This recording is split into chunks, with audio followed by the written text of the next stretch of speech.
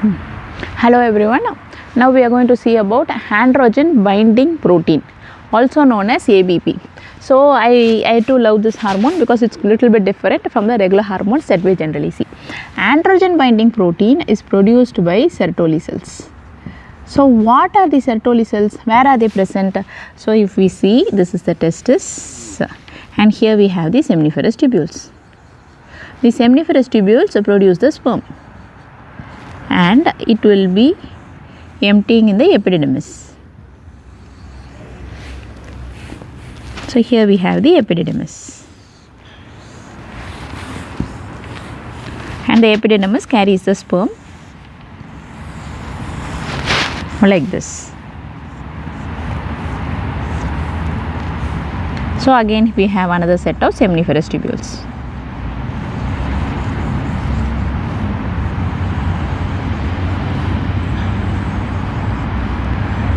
So which will be producing the sperms.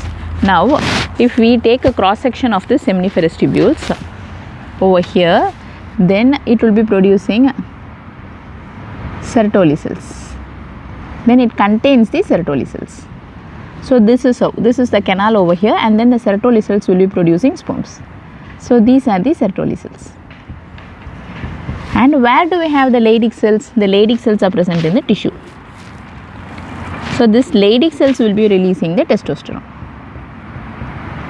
Now here the androgen binding protein is produced by this Sertoli cells, but on stimulation by the testosterone. The FSH and LH does not cause the release of androgen binding protein. The testosterone which is produced by the Leydig cells over here, they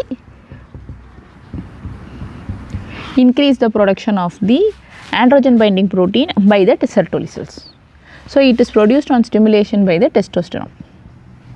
So what is the role? Why should we have androgen binding protein which is produced by the Sertoli cells? This is because, as the name says, androgen binding protein.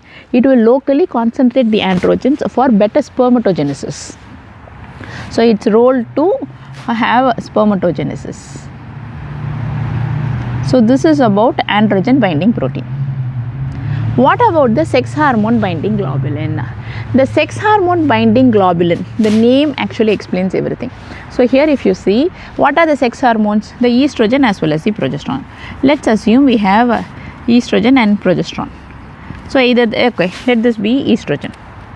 Now, and this is the sex hormone binding globulin. So this binds the estrogen which is available. Now whatever the free estrogen which is available over here, this is the free fraction. This free fraction is the one which is present to produce the desired effect of either the estrogen or the progesterone. So that which is bound to the sex hormone binding globulin cannot produce the effects. This is the first point that we should know. So this can be either estrogen or androgen. So now what does the estrogen do to sex hormone binding globulin? Sometimes the estrogen can increase the sex hormone binding globulin. The estrogen has the capacity to increase the sex hormone binding globulin. So what happens in that case? The free fraction of the hormones that is present is decreased. So this happens with estrogen. What does the anabolic steroid users do? The anabolic steroid users, they want the anabolic steroids to be in excess in the body, say like androgens, so that they can have an increased muscle mass. So they follow a technique.